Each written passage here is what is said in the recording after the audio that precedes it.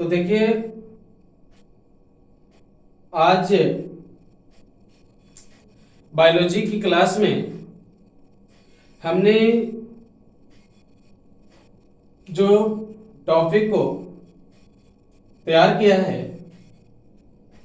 इसका मुख्य रीजन रहा है कि किस प्रकार से जीवन का संचालन होती है और जीवन के संचालन में किन किन तंत्रों की अनिवार्यता होती है। तो इस अवसर पर हमने प्रश्न बनाया है, लैंगिक जीवन की शुरुआत, अर्थात यहां से ही स्पष्ट होती है पारिवारिक जीवन, किस प्रकार से पारिवारिक जीवन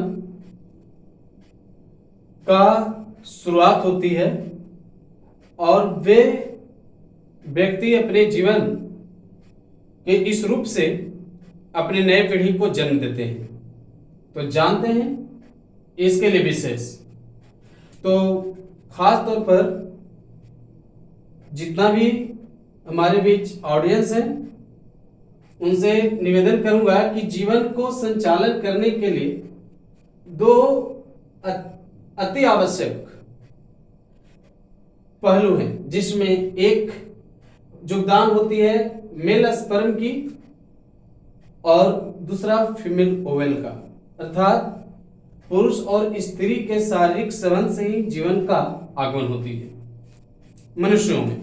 इसी प्रकार से अन्य जाति का भी जीव होते हैं, लेकिन मैं मनुष्यों के बारे में खास तौर पर बताना चाह रहे हैं। तो mail sperm and female Oval के फर्टिलाइजेशन से ही जीवन की शुरुआत होती है। तो इसके लिए मैं बताना चाहूं कि स्पर्म जो है वो स्पर्म खास करके पुरुषों के माध्यम से तैयार की जाती है। तो पुरुष के बॉडी के अंदर वैसे पार्ट्स होंगे, वैसे वो पार्ट्स जिस पार्ट्स को हम लोग टेस्टिस के नाम से जानते हैं, अर्थात इसे वृषण कहते हैं। और इस वृषण से ही स्पर्म यानी शुक्राणु रिलीज होता है। किस कंडीशन में रिलीज होता है, किस तरह के वो ऑर्गन्स होते हैं, खास करके पुरुषों के शरीर में। तो मैं इस प्रकार के रिप्रोडक्टिव सिस्टम की जानकारी फोटोग्राफ के माध्यम से देना चाहेंगे।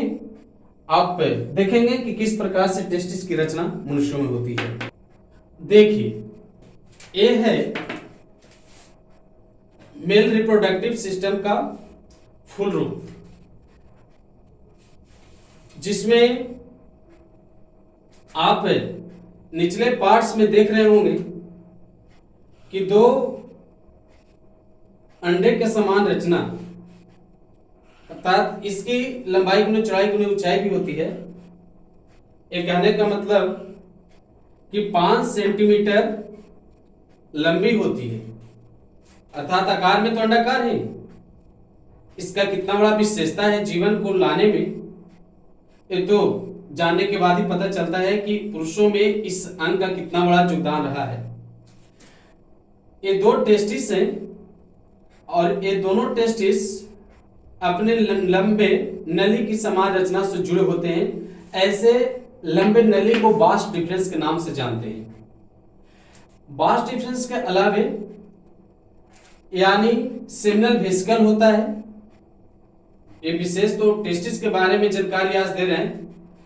रिप्रोडक्टिव ऑर्गन के बारे में जानकारी देंगे तो विभिन्न जो यहाँ पर जो काट है सारे के जानकारी उपलब्ध करवाएंगे। तो यानी टेस्टिस का कार्य है स्पर्म को रिलीज करना। और इस बैकग्राउंड में देख रहे होंगे कि पुरुषों का किस तरह का चित्र है और इसके यानी बच गुहा उदर गुहा के नीचे वृषण कोश में वृषण पाया जाता है, जिसे टेस्टिस के नाम से जानते हैं। यह टेस्टिस काफी महत्वपूर्ण है, यानी फर्टिलाइजेशन क्रिया के लिए स्पर्म को तैयार करने के लिए। ये बड़ा नाजुक होता है, बड़ा यानी संभल करके सफर या किसी गाड़ी ट्रांसपोर्ट पर बैठने के दौरान बड़ा संभलना पड़ता है। इस टेस्टिस के माध्यम से यानी स्पर्म रिलीज होते हैं। साथ ही यानी इस साइड से बीचे बीच पेनिस, जिसे हिंदी में सीसन के नाम से जानते हैं, यह पेनिस है जो स्त्रियों के वेजिना में स्पर्म को मुक्त करने के लिए पर्याप्त होता है। तो देखने के बाद स्पष्ट हो रहा हो कि मेल रिप्रोडक्टिव सिस्टम का किस तरह का रचना होती है, और आज फिगर से स्पष्ट हो रहा होगा कि पुरुषों में टेस्टिस का स्थिति क्या है। तो यही टेस्टिस है जो रिलीज करता है मुख्य रूप से पुरुषों में स्पर्म को, जो स्पर्म यानी पुरुषों का यानी जो स्पर्म होता है वो फीमेल ओवल के साथ फर्टिलाइज होता है, और फर्टिलाइजेशन के बाद यानी एम्ब्रियो, उससे पहले जाइगोट, एम्ब्रियो के बाद फर्टस, अंत में जीवों की जन्म होती है। तो आप देख रहे हैं मेल रिप्रोडक्टिव सिस्टम का अनुप्रस्थ काट। इसी प्रकार से मैं आगे यानी बताना चाहेंगे फीमेल के बारे में, फीमेल पार्ट्स। तो देखिए इसके लिए जो अभी हम बता रहे थे टेस्टिस के बारे में, उस टेस्टिस की रचना जो हमने बताया, इसके लिए खास तौर पर पुरुषों को रहन सहन, खान पीन, साथ ही साथ अनुकूलन को बनाए रखना पड़ता है। और जीवन जैसे जैसे बीतती है, जैसे जैसे उम्र डेवलप करता है, वैसे वैसे हार्मोनल कंडीशन बिगड़ते चला जाता है और व्यक्ति पुराने अवस्था को धारण करते हैं। अंत में यानी इनमें संभोग करने की क्रिया धीरे धीरे संपन्न होने लगता है। तो मैं बता रहा हूं कि किस प्रकार की टेस्टिस की क्रियाशीलता को बनाए रखने के लिए खासतौर पर यानी शुद्ध भोजन, शाकाहारी भोजन, साथ ही साथ विशेष तरह से विटामिन, एंजाइम्स की जानकारी लेते रहे और समय समय पर भोजन वगैरह करते रहने से टेस्टिस क्रियाशील रहता है और स्पर्म और हार्मोन डेवलप करते रहता है। इसी प्रकार से मैं अब फीमेल रिप्रोडक्टिव सिस्टम के बारे में जानकारी उपलब्ध करवाना चाहेंगे कि फीमेल रिप्रोडक्टिव सिस्टम का स्थिति क्या है, उसके बारे में भी आप जानें।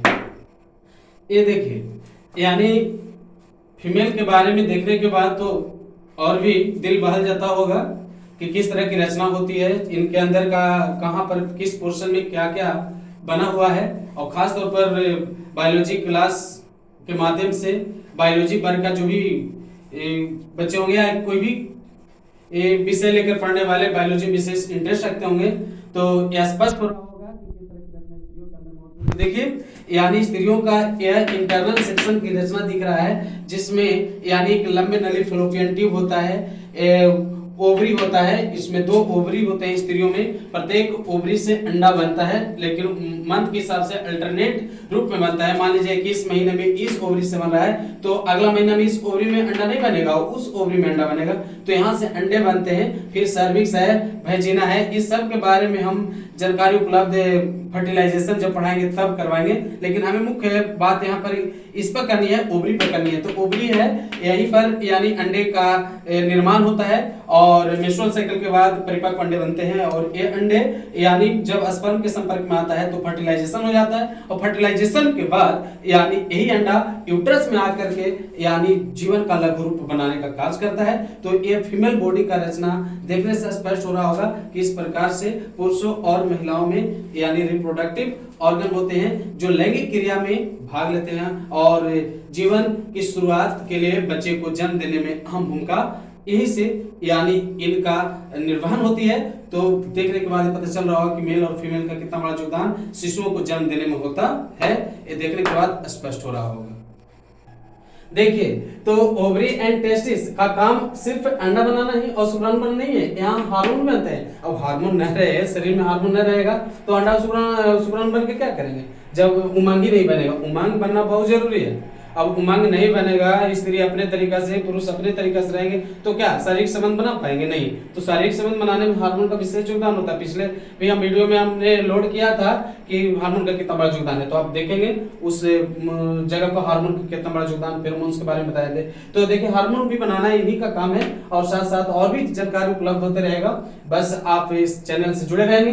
तो इतना बताने के बाद आगे मैं बताना चाहूंगा कि कॉमन प्रॉब्लम्स, देखिए यानी जनन से संबंधित कुछ प्रॉब्लम भी होती है, समस्या तो हर जगह है, तो समस्या हर जगह है, लेकिन इसमें भी समस्या होती है। समस्या क्या है? अब मान लीजिए कि स्त्री और पुरुष बराबर प्रतिक्रिया में रह रहे हैं, ठीक है, पारिवारिक जीवन भी जी रहे हैं, लेकिन शिशुओं को जन्म देना उनकी बस की बात नहीं हो रही है। तो यहाँ सोचने वाली बात हो जा रही है कि कहीं ना कहीं कोई ना कोई अवश्य प्रॉब्लम है। प्रॉब्लम जांच करने के बाद पता चलेगा। तो पहला एक प्रॉब्लम है इनफर्टिलिटी यानी अउर्वरता की। अब जैसे यहाँ पर मैं उदाहरण पेश करना चाहूँ कि अब किसान वर्ग के लोग हैं, खेती करना चाहते हैं, ठीक है, खेत है, लेकिन खेत का मिट्टी जो है वो बिल्कुल बंजर है। तो क्या उसमें अनाज डालेंगे, खाद डालेंगे, तो क्या उससे उपज हो जाएगी? संभव नहीं है। तो उसी प्रकार से यानी स्त्री पुरुष की पारिवारिक जीवन चल रही है, लेकिन अभी स्त्री जो है सो अउर्वर है, या पुरुष में यानी अउर्वर होने का स्थिति है, अर्थात उनमें उर्वरता है नहीं। तो वो आपस में जीवन में कितनों बार क्यों न मिले, लेकिन यानी जीवों को जन्म नहीं दे सकते, यानी अपने बच्चों को जन्म नहीं दे सकते। और इनफर्टिलिटी में यही होता है अउर्वरता की स्थिति। एक कई कारणों से होती है, उसका चर्चा मैं नहीं कर रहा हूं।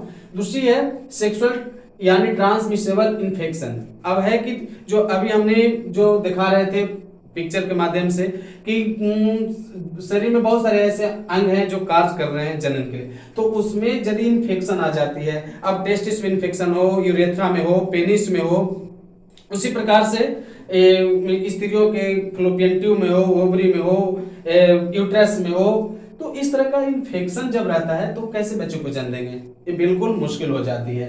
अब मुश्किल होने के बाद वो बिल्कुल असंभव है, कार्य बिल्कुल उनके लिए संभव नहीं है। इसका हम जानकारी यानी स्पष्ट करेंगे फिगर के माध्यम से। तो देखिए, ये देखिए, अब मान लीजिए कि फाइब्रॉइड है। अब यहाँ पर टेस्टिस में शुक्राणु बनेगा, तो यही नली से यहाँ जाएगा, फिर यूरेथ्रा में आएगा। और मान लीजिए कि ये नली में किसी प्रकार का कोई रेशा, जैसे फाइब्रॉइड मतलब रेशा, अर्थात नली की मोटाई को यानी कम जाना, अर्थात बीच में मांस आ जाना। उसी प्रकार ओवरी है, तो ओवरी से यानी अंडे जब इस नली में आएंगे और नली बिल्कुल संकीर्ण हो जाएगा, नैरो हो जाएगा। तो नैरो होगा तो अंडा आगे बढ़ेगा कैसे? अब अंडा आगे बढ़ेगा नहीं तो शुक्राणु के साथ मिलेगा कैसे? और शुक्राणु अंडाणु मिलेगा नहीं तो बच्चे को जन्म होगा कैसे? इसलिए फाइब्रॉइड है। इसलिए फाइब्रॉइड ये सब चिकित्सीय उपचार से इसे ठीक किया जा सकता है।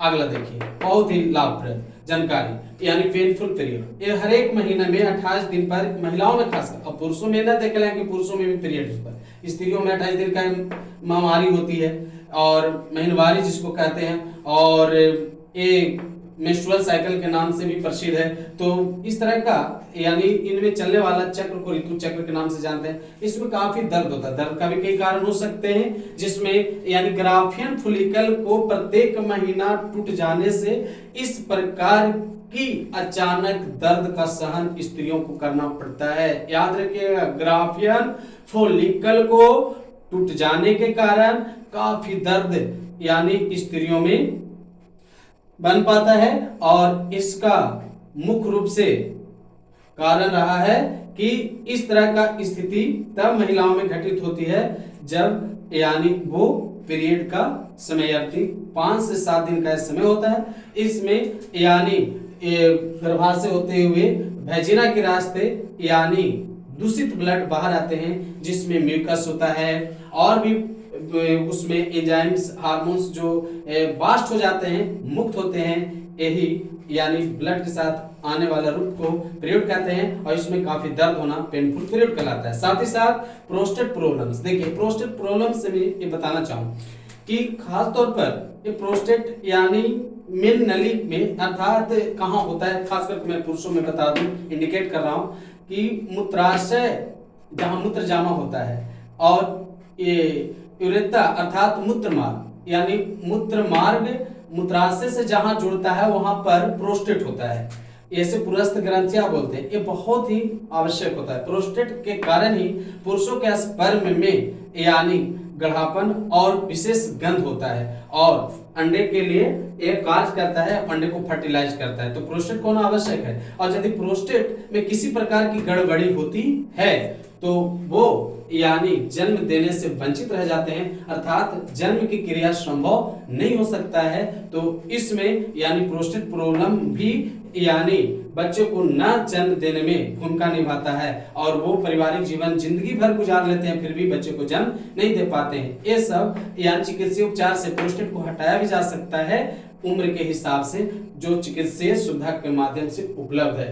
तो अब मैं आप सबसे निवेदन करना चाहूंगा कि हमारी ये तैयार की गई वीडियो आप लोग को कैसे लगा, आप जरूर आप कमेंट्स करके बताएं, शेयर करें और इस चैनल को अवश्य आप सब्सक्राइब करें, सब्सक्राइब करना ना भूलें, लाइक करें और इस तरह से तैयार की गई वीडियो आप तक हमेशा पहुंचते रहे, इसके लिए आप हमारे चैनल से जुड़े रहें। दीजिए इजाजत, धन्यवाद।